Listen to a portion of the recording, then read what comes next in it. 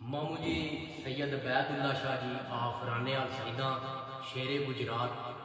कबड्डी के नामवर उस्ताद हज़ारां तालिब इल्मां दे उस्ताद अल्लाह पाक इन्होंने दिन रात मज़ीद इफ्ता दे नाल नवाजे। मामा जी किसी शायर ने बड़ा खूबसूरत लिखा है जी जी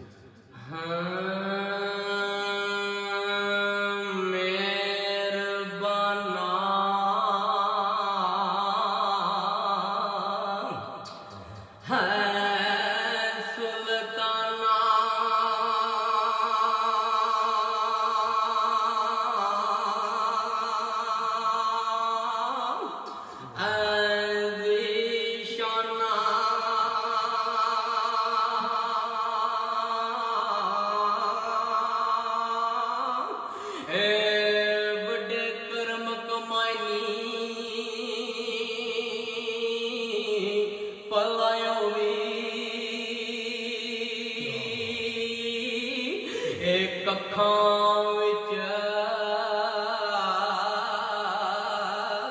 है रुलदे सन बहुत मेरे कपू लक बनाई क्या बात है पलायो वी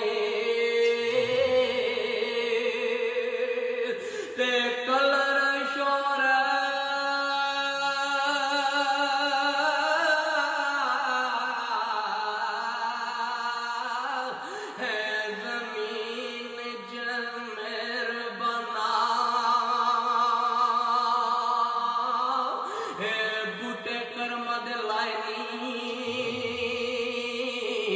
पलायो